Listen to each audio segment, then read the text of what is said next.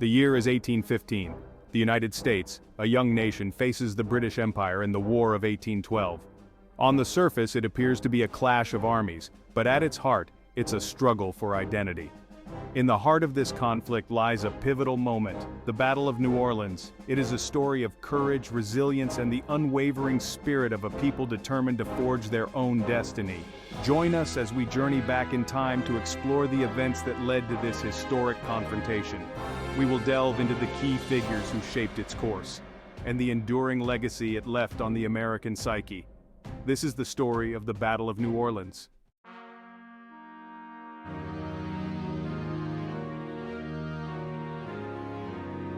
The War of 1812 was more than just a border dispute. It was a clash of ideologies. The United States chafed under British maritime policies that hampered its trade.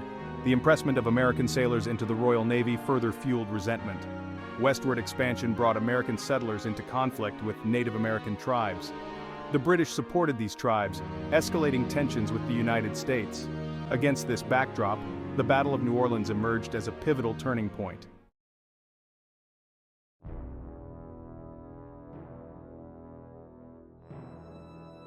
New Orleans, a bustling port city, became a strategic prize in this high-stakes conflict. For the British, capturing New Orleans would deal a blow to American morale and control a vital commercial artery. Tasked with defending this crucial city was Andrew Jackson, a rising military leader known for his tenacity. We will defend this city with every ounce of strength we possess. The British may have superior firepower, but we have the heart and the will to stand our ground. Jackson's leadership and ability to inspire loyalty would prove crucial in the coming battle. But Jackson faced a daunting task. The British forces were battle-hardened veterans, many fresh from victories in Europe. They were led by experienced commanders and possessed superior firepower. Yet Jackson and the defenders of New Orleans were determined to hold their ground. This battle would test their resolve like never before.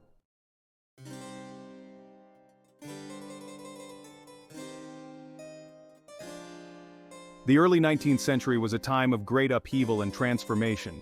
In Europe, Napoleon's ambitions had plunged the continent into wars, redrawing borders. These conflicts entangled the young United States in diplomatic intrigue and maritime disputes. The United States, having declared independence in 1776, was still asserting its place on the world stage. Great Britain, at the height of its imperial power, viewed the United States with a mixture of disdain and apprehension. The War of 1812 emerged from a complex interplay of factors. It was a clash between an ambitious young republic and an aging empire. This conflict would have profound consequences for both nations.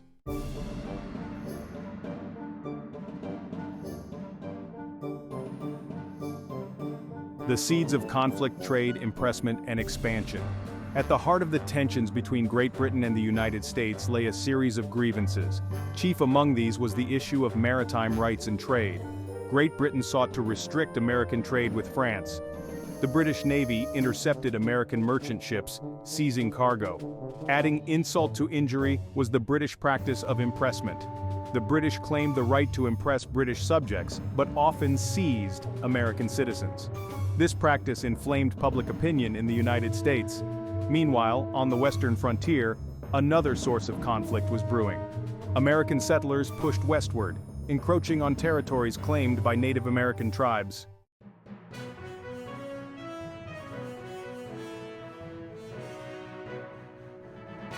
The Atlantic Front naval battles and blockades. The War of 1812 was fought on multiple fronts, from the Atlantic Ocean to the Great Lakes. At sea, the United States Navy scored early victories that boosted American morale.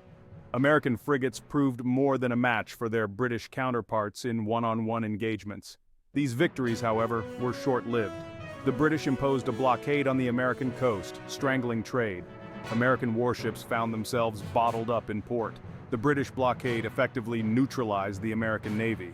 American privateers roamed the Atlantic, preying on British merchant vessels.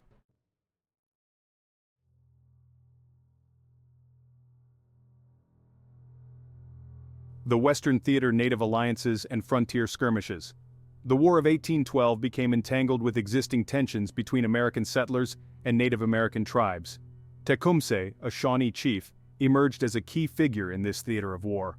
Tecumseh sought to unite Native American nations into a powerful confederacy. He believed that by presenting a united front, they could resist American encroachment. The British provided Tecumseh with arms, supplies, and military advisors. The Western theater was characterized by brutal frontier skirmishes. American forts and settlements became targets for Native American attacks. The conflict in the West was particularly brutal. Atrocities were committed by both sides.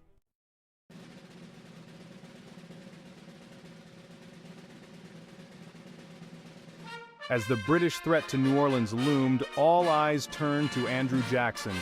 Born in the Carolina backwoods, Jackson was a self-made man and war hero.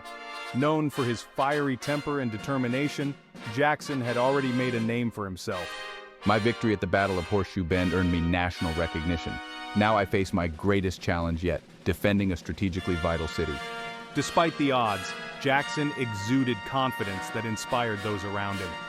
He arrived in New Orleans in December 1814 and immediately set about organizing the city's defenses. The fate of New Orleans rested on his shoulders.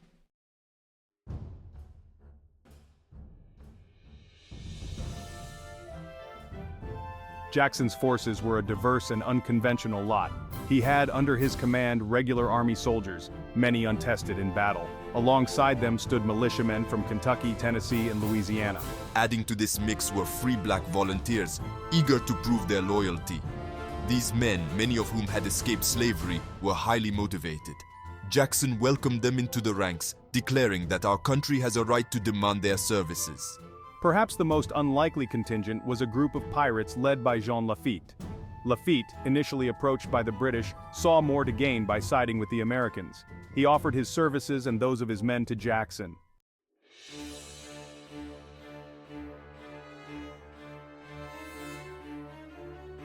New Orleans, situated on a bend in the Mississippi River, presented a unique challenge. The city was surrounded by swamps, bayous, and dense forests. Jackson saw this challenging terrain as an asset. I ordered the construction of a series of earthworks and fortifications. Key among these was a line of defenses centered on the Rodriguez Canal. The canal provided a natural barrier, and my men worked tirelessly to strengthen it. Recognizing the importance of artillery, Jackson gathered every cannon he could find. These guns, strategically positioned, would prove crucial in repelling the British assault. The enemy is before you. They are the veterans of 100 battles. But you are Americans, fighting for your homes and your liberty. I have no doubt of your courage or your patriotism. As the British prepared to launch their attack, Jackson's words inspired courage.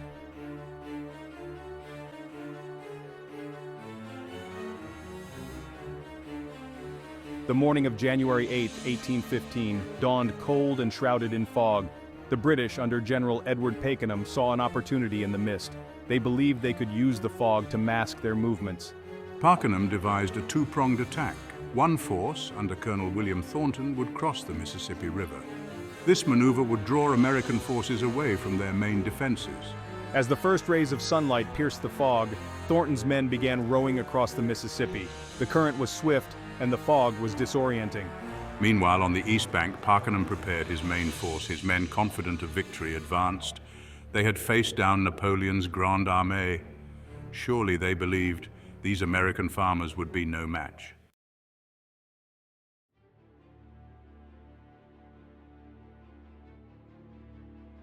The fog soon betrayed the British. As Thornton's men neared the west bank, the sun revealed their position. Word of the British advance quickly reached General David Morgan. Morgan rallied his men. The American response was swift and ferocious. Cannons roared to life, sending iron shot across the river. Militiamen took aim and fired into the fog. Thornton's men, caught in the open, fought back bravely. The element of surprise was lost. The battle on the west bank proved to be a costly distraction. Meanwhile, on the east bank, the fog lifted. The British main force found themselves exposed to the full fury of the American defenses.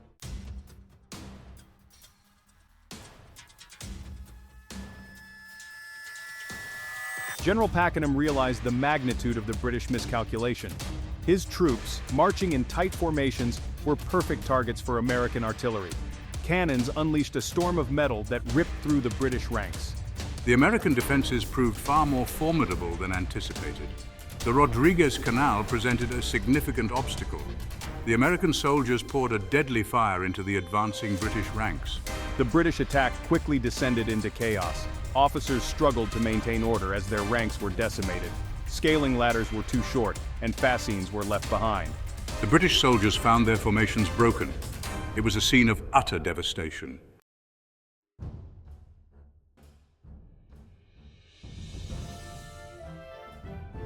Despite the ferocity of the British assault, the American defenders held their ground. Andrew Jackson, a commanding figure on horseback, rode along the lines, rallying his troops and urging them to stand firm. Don't waste your fire, men. Make every shot count. The American gunners, their pieces expertly sighted, poured a continuous fire into the British ranks. Each blast of grape shot, each volley of musket fire took its toll. The ground before the American lines was soon littered with British dead and wounded. The battle raged for what seemed like an eternity, but in reality it was over in less than an hour. The British, their attack broken, their ranks shattered, began to retreat in disarray. Pakenham, desperately trying to rally his men, was cut down by grape shot. His death, a devastating blow to British morale, effectively ended the assault. As the smoke cleared and the echoes of battle faded, the full extent of the British defeat became apparent.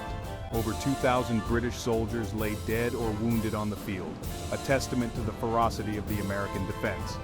The Americans, in contrast, had suffered fewer than 100 casualties. As the morning of January 8, 1815 wore on, the dense fog began to dissipate. The advancing British forces came into full view of the American defenses. Bayonets glinted as Pakenham's men advanced toward the Rodriguez Canal. The fog revealed the American fortifications bristling with cannons. Thousands of redcoats marched with discipline toward the American lines. The defenders of New Orleans steeled themselves for the onslaught. The fate of New Orleans hung in the balance as the two armies prepared to clash. With the battlefield now clearly visible, the American artillery unleashed its fury upon the exposed British ranks. They unleashed a devastating barrage that echoed across the battlefield. Cannons roared, spewing forth a deadly hail of grape shot and canister. Each blast ripped gaping holes in the advancing lines. The tide of the battle was turning in favor of the defenders. General Pakenham, witnessing the carnage, realized the attack was unraveling. His plans, honed in Europe, were undone by determined Americans. Undeterred, Pakenham rallied his troops, urging them forward. "Push on, men, for king and country," he shouted. The Americans, their morale soaring, fought fiercely. From behind their earthworks they poured deadly fire. Pakenham, leading from the front, became a target. He was struck in the arm but continued to urge his men forward. The fall of Pakenham sent a shockwave through the British ranks. The attack, already faltering, lost all momentum. Confusion reigned as officers struggled to regain control. The Americans, led by Jackson, surged forward. They charged into the wavering British lines. The battle devolved into a savage melee. The British began a fighting retreat. Outnumbered, they fell back, leaving a trail of dead and wounded. The Americans pursued them relentlessly. The order to retreat was a relief to the surviving British soldiers. They fled in disarray, their dreams shattered. As the sun set, a deathly silence descended. The Battle of New Orleans was over. The Americans had won a stunning victory.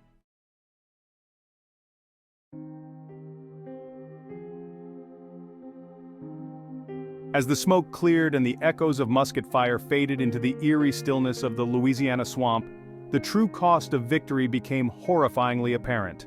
The battlefield, once a scene of chaotic struggle, was now a silent testament to the human price of war. The ground, churned and muddy from the recent conflict, was littered with the bodies of the fallen, both American and British. The once vibrant uniforms of the soldiers, now stained crimson with blood, lay crumpled and lifeless amidst the spent cartridges and shattered muskets.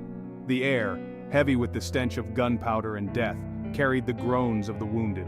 Medics, both American and British, worked tirelessly amidst the carnage, tending to the injured with whatever meager supplies they could salvage from the chaos. For the victorious Americans, the joy of victory was tempered by the sobering realization of their losses. The makeshift hospitals, set up in nearby homes and churches, overflowed with the wounded. Amidst the grief and suffering, there was also a sense of relief, a collective sigh of exhaustion as the fear that had gripped New Orleans for weeks finally lifted. The people of New Orleans, their spirits bolstered by the improbable victory, emerged from their homes and shelters, eager to tend to the wounded, bury their dead, and begin the long process of healing and rebuilding.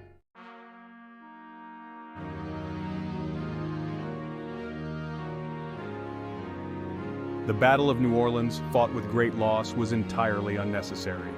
The Treaty of Ghent, signed in Belgium, had already ended the War of 1812. News traveled slowly, and the combatants were unaware the war was over. Despite unresolved issues, the treaty confirmed U.S. independence and unity. Section 3. The Battle's Enduring Legacy. From history books to haunted battlegrounds. The Battle of New Orleans, despite being fought after the official end of the War of 1812, has secured a prominent place in American history. It is a story of unlikely victory, of a ragtag group of defenders led by an unconventional leader, repelling a superior enemy. The battle cemented Andrew Jackson's status as a national hero, propelling him to the presidency. The battlefield, now a National Historical Park, stands as a reminder of the sacrifices made. Visitors can walk the grounds and pay respects at the Chalmette National Cemetery. The battle has inspired countless books, songs, and films. Legends and whispers of the supernatural cling to the battlefield. Whether true or imagined, they add mystique to a place steeped in history.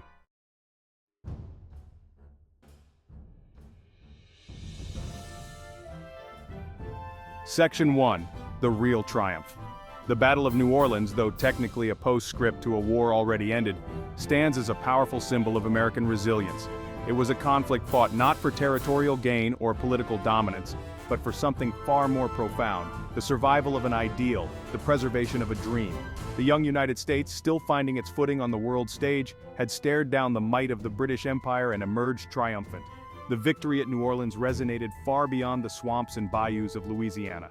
It reverberated through the halls of Congress, echoed in the bustling streets of eastern cities, and reached the remotest homesteads on the expanding frontier. The news, when it finally arrived, ignited celebrations and solidified a sense of national unity that transcended geographical and ideological divides. But the true triumph of New Orleans lay not just in the defeat of a foreign power, but in the affirmation of American character. The battle showcased the courage and tenacity of ordinary citizens, men and women from all walks of life who set aside their differences and united in defense of their fledgling nation.